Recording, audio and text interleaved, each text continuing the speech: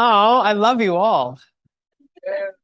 Okay, here we go. So this is super exciting for me because we're in the new building and I'm just geeked. We wanted to be in the atrium, but that we had some technical issues. But so in the future, I think we will be in the atrium. Um, but I'm so glad to be here with you. I'm so glad to be doing this series. Come out of a lot of prayer, a lot of soul searching, and a lot of ORU. So at ORU, when I was here as a student, I heard this idea, like they made us every chapel turn around and read the thing on the back, right? And it got so annoying because I was like, look, I know it, okay? It's drilled into my head. But then it actually started messing with me, and I thought, what if I could actually hear God's voice? You know, raise up your students to hear God's voice. Like, what does that actually mean? Are you interested in hearing God's voice? Like, that's the question tonight. So I'm interested in that, and I'm a science nerd. And so I'm trying to hear God's voice, but I'm like nerding out on the creation the whole time.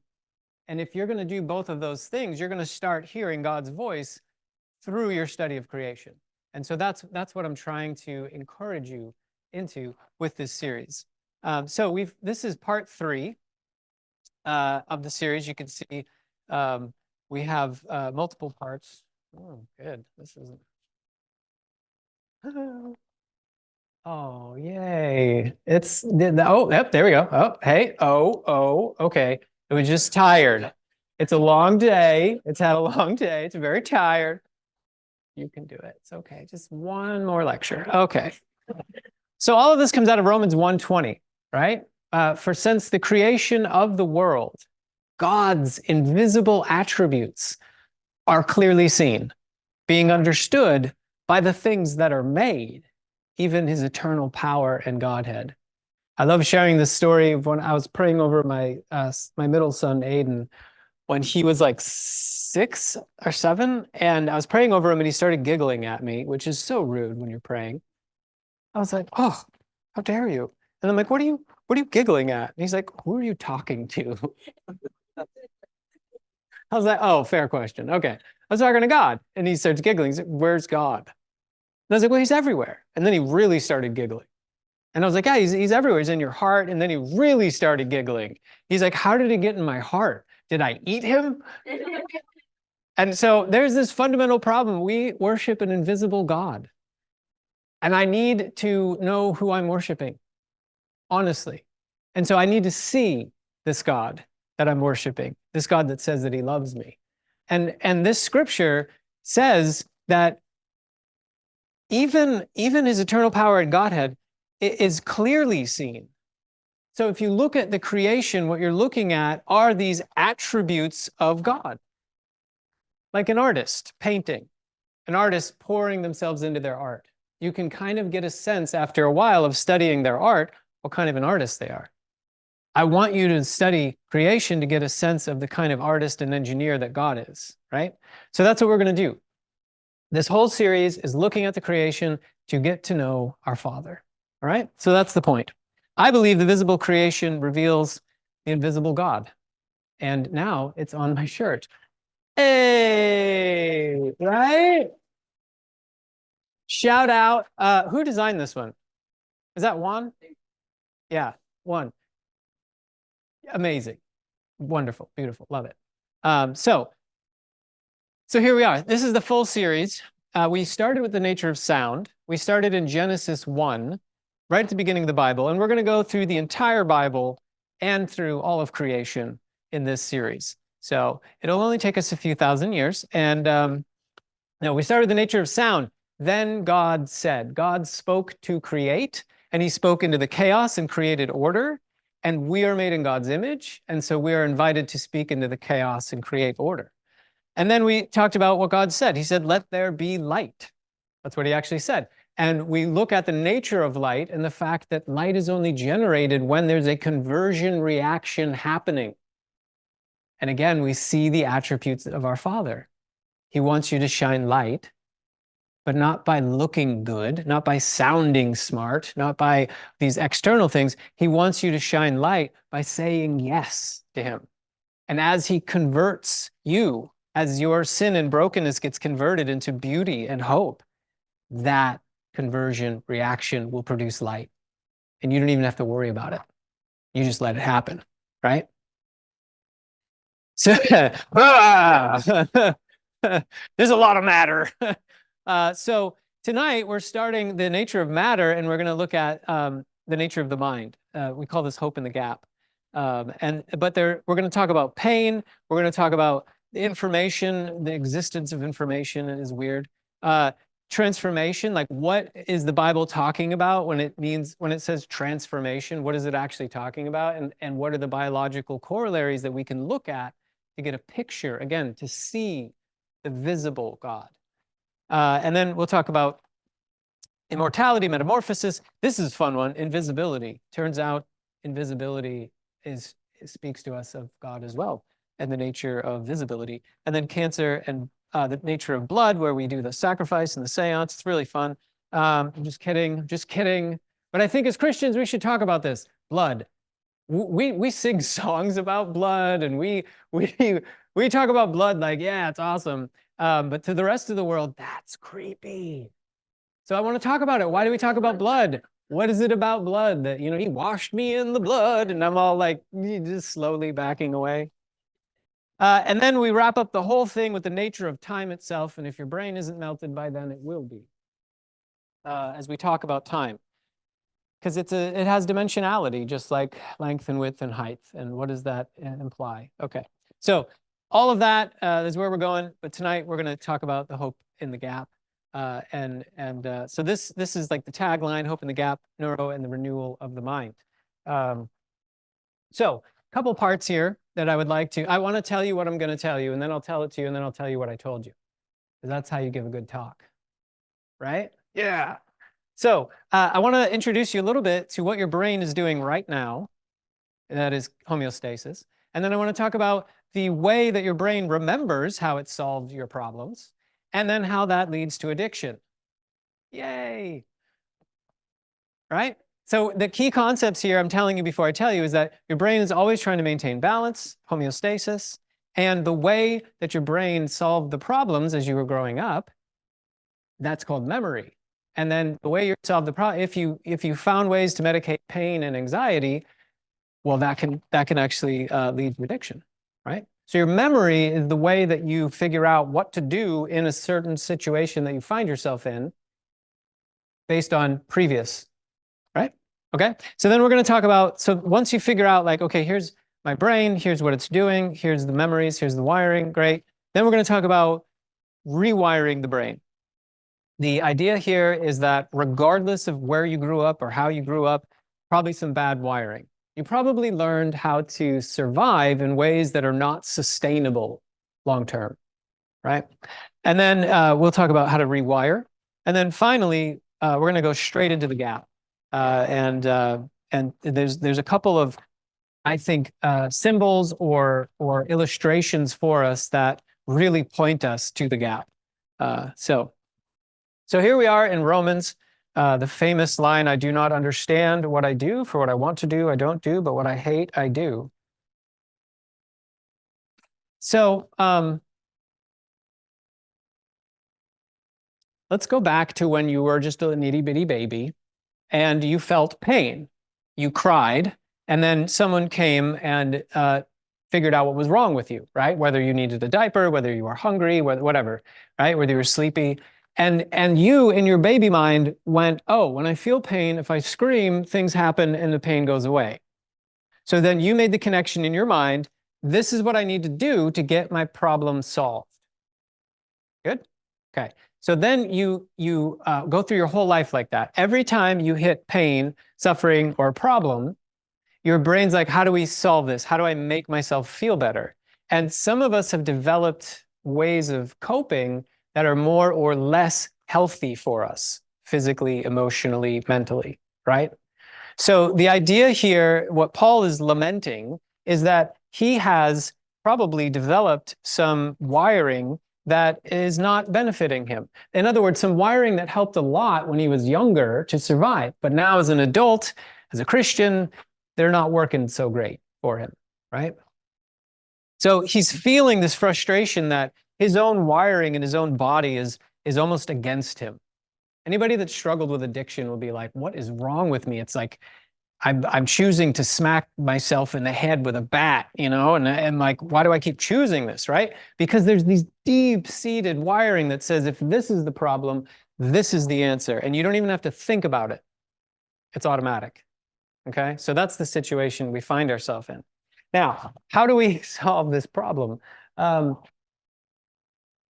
you have to understand your brain, right? You're made up of 100 billion neurons in your head. But what's weird is that these neurons in your head, these cells, they're not connected, like none of them. And they're sending electrical signals, but they're not connected. So imagine wiring this building and they're like, yeah, we'll have electricity. We're not going to like, you know, let them touch or anything, but we'll have it. And we'll just hope that the electricity can jump the gap between. Now, just for context, you have neurons that go from like here all the way down. So that makes a lot of sense, right? You have an input and then an output. So it's like your foot to your brain. And there's a direct connection. Everything's great. All right. Why doesn't that happen in your brain? Why aren't all these physically connected? If it's sending an electrical signal, why aren't they connected? This seems like a terrible idea. Do you understand what I'm saying? Like we're sending an electrical signal and what we have to do, like when I poke my finger, what happens? Sensory neurons sense that pressure and they fire. And so that little tiny neuron receives a physical signal, converts it into an electrical signal, and then to a chemical signal, and then back to an electrical signal, and then back to a chemical signal, and then back to an electrical signal. Over and over and over as the neurons take that information to my brain through the interneurons, and then back to a motor neuron. Why would you have a signal jump a million gaps to go from point A to point B? That doesn't seem logical. In fact, it is so unlogical that it's been pointed out. So, for a process so critical for animal survival, the mechanism that governs synaptic signaling seems unnecessarily cumbersome, as well as error-prone. Why would evolution have favored such an apparently inefficient and vulnerable way to pass a signal between cells? It would seem more efficient and robust to have a direct electrical connection between them, or to do away with the synapse altogether and use a single continuous cell. Right? I mean, this wire right here isn't going to work so well if I whip out my hatchet and start hacking away, just leaving a gap, right? So why? So I'm sitting in grad school and they're like, this is the worst evolution ever. This is crap. It's like, yeah, I don't think so. It doesn't quite sit right with me, right? Like, why? For since the creation of the world, God's invisible attributes have been clearly seen. Where are you, God, in this? This just seems like bad design. Do you know what Alzheimer's is? It's a neurodegenerative disease where there's a buildup of protein between the neurons. And as soon as there's anything in that gap, it stops working. Neurodegenerative disease, by and large, is that process. You get something stuck in between and it doesn't work. So we're all wondering, what's the deal? So here is a dumbed down version of a neuron. And what I want to point out is when I say there's 100 billion in your brain, this is what I mean. Little tiny neurons, and there are these synapses here. And this is like a blown up of these two when they touch each other. So there's a gap. It's like a 10 micrometer gap. It's tiny. But what that means is that this cell has to take a signal that comes in that is electrical, and it has to convert that electrical signal to a chemical signal. The chemical signal crosses the gap, and then it becomes electrical again. And a chemical, electrical, and chemical, and electrical over and over and over again, right? If anything gets in between, it doesn't work anymore. Savvy? Good. So who cares? Who cares that there's a gap there? And why does this have to do with anything? This is the hippocampus, by the way. It's been colored beautifully, but this is where your memories are made. This is where storage happens. And so when I'm kind of jumping around here, but when I actually figure out how to solve a problem, the information is kept here in this part of the brain. And the the way that memories work are the pathway of neurons that are used around a memory, what it sounded like, what it smelled like, what it tasted like, how you felt. All of that information is literally just connections in your brain, connections between the neurons. And the more dramatic the event, the more dramatic the connections. So each neuron can have up to 10,000 connections with the neighbor neuron. Okay, so that's a lot. So that's just, and that connectivity is based on usage. If you use it more, they will grow stronger, right? So the more connections, the less you have to think about it. You just do it, right? It's like secondhand. You call it muscle memory. When you do it so many times, you don't even think about it anymore, right? That's super strong connections. All right. So that's all happening here in the hippocampus. So you can imagine that making a path through the forest requires a lot of energy. So the next time you're going through the forest, why would you make another path? Why wouldn't you just go down the path that's already made, right? So I'm experiencing anxiety, and I've figured out ways to medicate that anxiety. And so why would I try to develop a whole new way to medicate it? Why wouldn't I just use the thing that I've always used, and I don't even have to think about it? That's how your brain works. So let's say it's a bucket of ice cream. That's your solution. And so you feel down, and you don't even really think about it. It's just the automatic response. So you're having a bad day and everything is crappy, and then you wake up and you're halfway through a bucket of ice cream watching The Bachelor, and you're like, what is happening right now? You know, you kind of wake up in the middle of it and you're like, I feel better, but I don't know why. Like, how do we get there? Right? Well, we've experienced the input of anxiety so many times, and we've medicated it so many times that we don't even have to think about it anymore. So that's happening at the hippocampus. Okay. We have ways of figuring out what part of the brain we're being activating or activating, and intensity. So this is showing parts of the brain and intensity. Now, this was part of a study where women were being asked to smell foods, and they were trying to figure out, is there a difference in the activity and location in their brains between obese and non-obese women? Do they have different associations with the smell of food? In other words, the people that are obese, are they connecting differently with food than the people that are not? Okay, so we can set up these probes on their minds and then watch blood flow, watch electrical, and then figure out where and how intense this stuff is happening. So one of the amazing studies that was done was this sort of study. And they got people together, and they were just strangers doing a study, and they just hooked up their brains and they were trying to monitor what's going on. And over the course of the study, the brain scans changed dramatically, and they were trying to figure out why. The people, it turns out, got to know each other, and they started to open up, and they started to get honest and vulnerable with each other. And when they did that, these things lit up like Christmas trees. And so the investigators started to ask, why? It turns out that you are wired to be able to tell when I am lying to you and when I'm telling you the truth. There's some deep wiring in your brain that can tell the difference when somebody's being open and honest and vulnerable versus when they're fake. When you detect honesty, openness, and vulnerability, your brain lights up. Who cares? That lighting up means that you're making new connections. When you're a baby,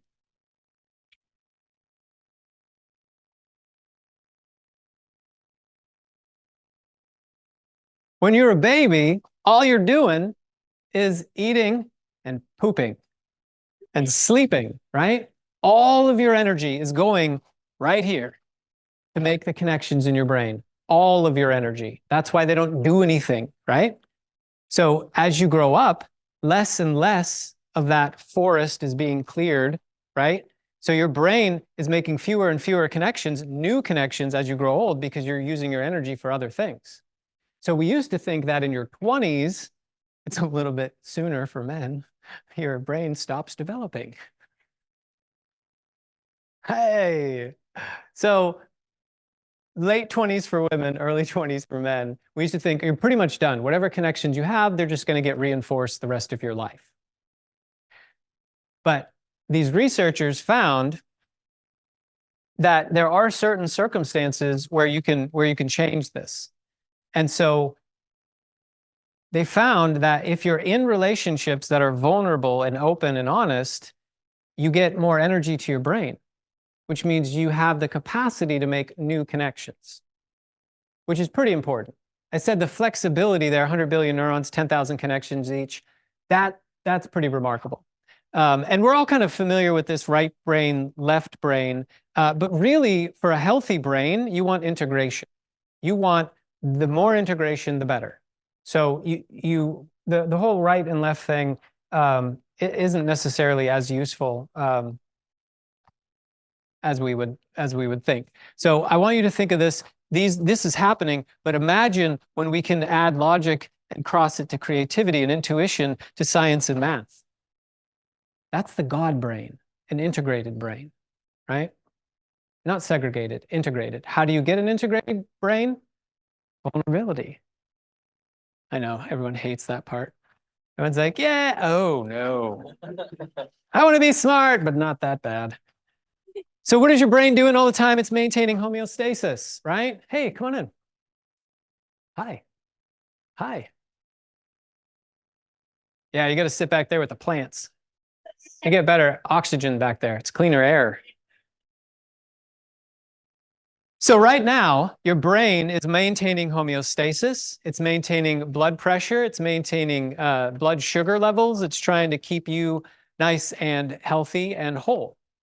And as I mentioned, your body is always recording. Hi, hey, come on in.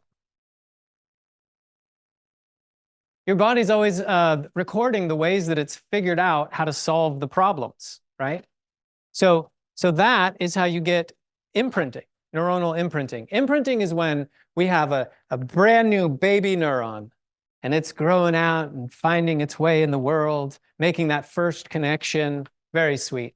That's what imprinting is. And in memory, it's when you're imprinting and you're doing it so much that the connections between the neurons is really strong.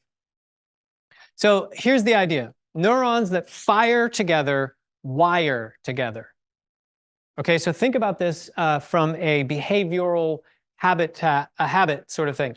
I'm tired and stressed, and the way that I'm going to take care of this, medicate this, is to freak out on someone. I think that me lashing out is going to make me feel better, right? So I'm tired and stressed, and I just tell somebody off, and I feel better. Well, my brain is going to connect those two things now. When you're tired and stressed, if you tell people off, you'll feel better.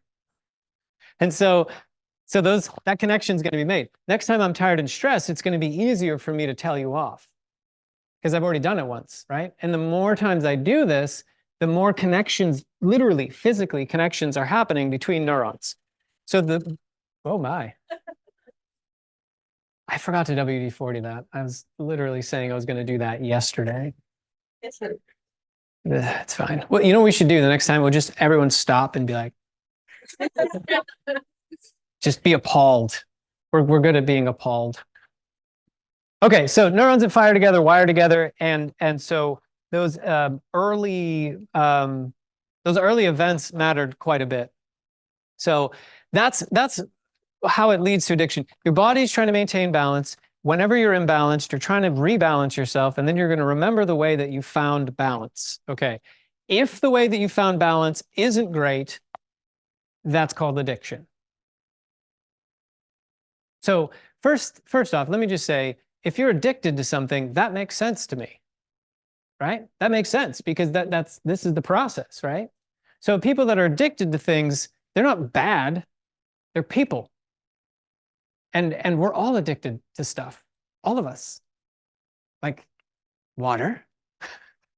But not everything is bad. right?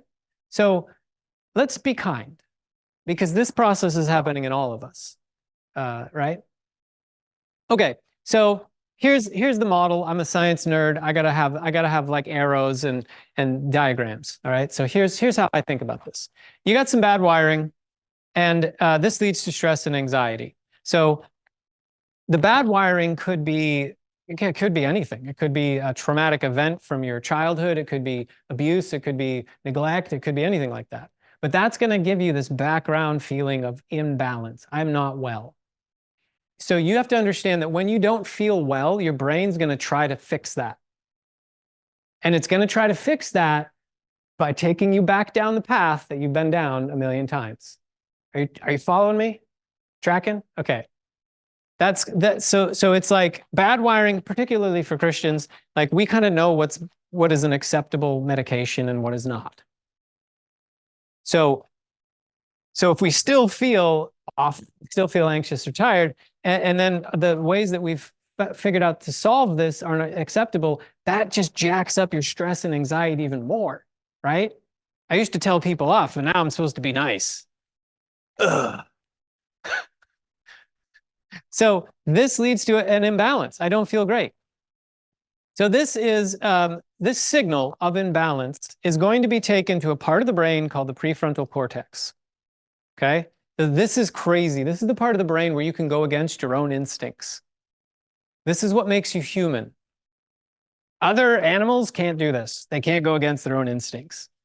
But you can, because you have this prefrontal cortex. So you can take a habit that you've had for 20 years, even if you haven't been alive 20 years. I'm talking to young people. There are people who have not been alive 20 years in this room. But even if you have 20 years, right? Yeah. You can still choose to not do that. How insane is that? I could choose an unhealthy way to medicate 1,000 times, and then one day I can choose, not going to do that because I have a prefrontal cortex. Screw you. Right? You get to do that. I think that's a gift. So the prefrontal cortex is going to have to decide, do I make a healthy decision? Do I make an unhealthy decision? All right. You actually get to ask that question. Animals don't. So that brings us back to the gap. If you decide in that moment to not do the unhealthy thing, wait for it. Oh, that was so sad. I feel like you should do that again. Really, really? No, I'm just kidding. I'm such a squirrel. I don't know how I get through lectures. This is why I don't lecture, because I'm terrible at it. I'm so distracted. If you decide that you don't want to do the habit that you've done a million times, what happens biologically? These two don't fire, and the neurons that are 10 nanometers apart begin to retract. Lack of use causes the neurons to retract. They're only 10 nanometers apart. They get to 20, it doesn't really work. So they don't have to retract very far, and the whole pathway goes dark, goes dead. Do you understand? An entire pathway can go dark, can go offline just by lack of use.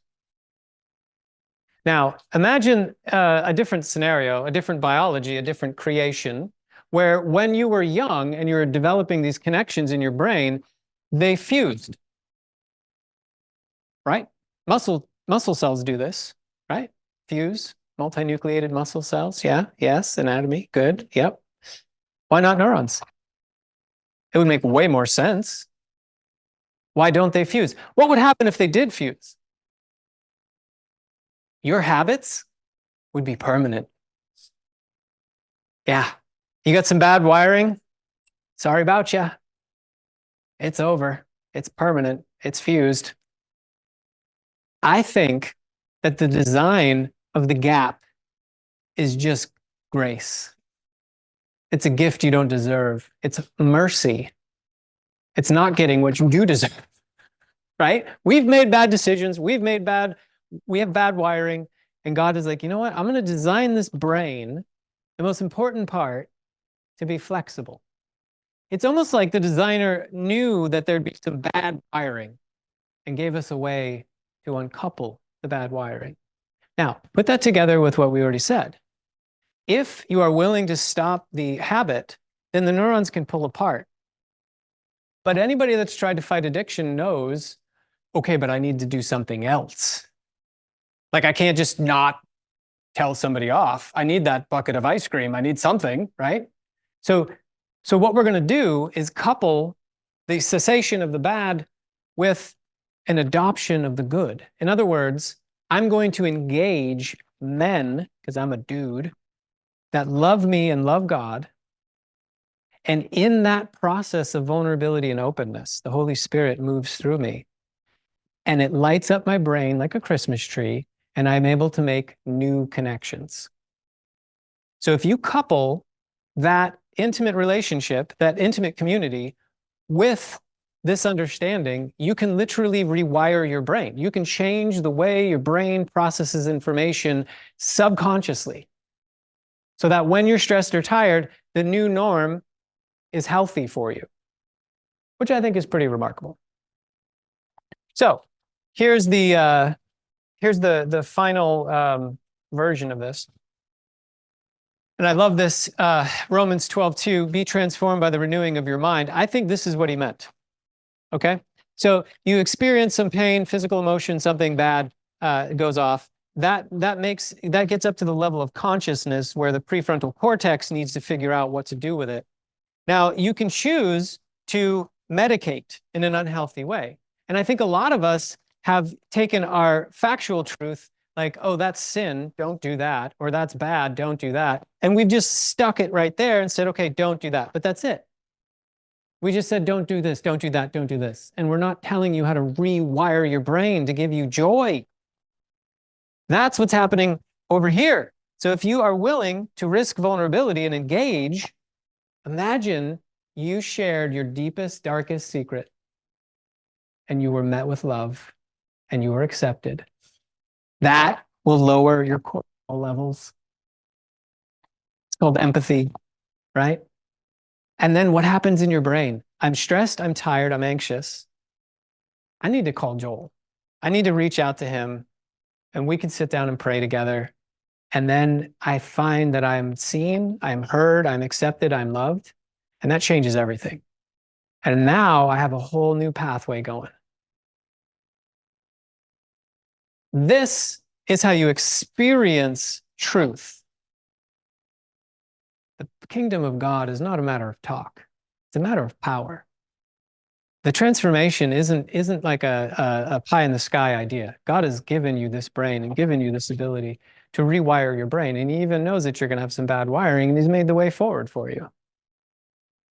So we have the gap. And I love this gap because there's nothing there.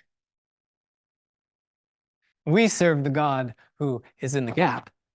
Check this out. This is Ezekiel, I think. No, here it is. Yeah, Exodus. Sorry, Exodus.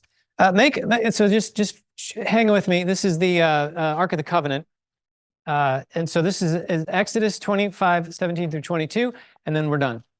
Make an atonement cover of pure gold, 2.5 cubits long and 1.5 cubits wide. Cubits. It sounds like a little fried I don't know, popper or something. Cubits. And I'm thinking like it's like 2 cubits, anyway. Make 2 cherubim, that's even better, out of hammered gold at the ends of the cover. Cherubim. I'm not gonna, anyway. Make the cherubim one piece with the cover, 2 at the ends. The cherubim are to have their wings spread upward, overshadowing the cover with them. The cherubim are to face each other, looking toward the cover. This is a lot of instruction for little guys with the Cupid, Place the cover on top of the ark, put in the ark the tablets of the covenant of the law I will give you. Okay, now this is the part I want you to hear. There, above the cover, between the 2 cherubim that are over the ark of the covenant law, there I will meet with you. So this This, you know what this is called? This is called a mercy seat.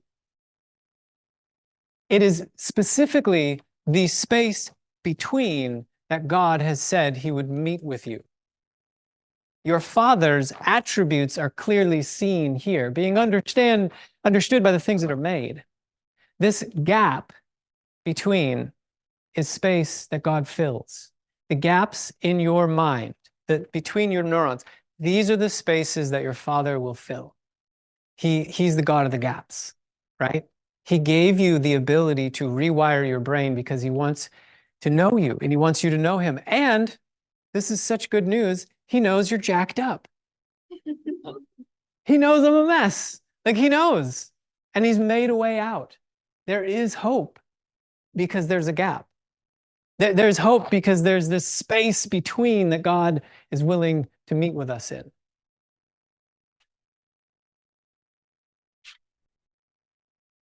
So let me tell you what I told you. I believe that everybody has some unhealthy wiring. And this is a great one-liner if you're ever looking to write one down. You can't change the past, but you can change how you experience it. What do I mean? Let me just side tangent real quick, 2 seconds. When you get together with friends, what do? Like old friends, good friends. You reminisce. You relive the good old days. You relive them together. It happens universally to everyone. Hi, Andrew. I'm standing very close to you. It's almost inevitable. We relive things together. Now, imagine that we're in a group and it's safe, and I know that you love me and you love God, and I am willing to go back into that darker place of my past, that place of hurt, right? I've done this with Joel. We have shared our broken places, right? And what happens in that moment is that we're met by love. We're met by the Holy Spirit. And we re-experience that moment, but now we're surrounded by love. And God goes back in time with us and brings healing. I believe that the Spirit of God, time is not a problem for him. Not a problem. He can go back and bring healing. And I've done it in groups of men so many times where we're experiencing these horrible things, but we're experiencing them together. And now we're safe. And now we're speaking truth into each other's hearts and minds. That's powerful. So you can't change your past, but you can change what it's doing to you today. You can change what it's doing to your future. And the Bible invites you to do this. Do not forsake the fellowship of the brethren. So I think the gap in your brain is just God's grace. And I think it's an invitation for intimacy. Thank you very much.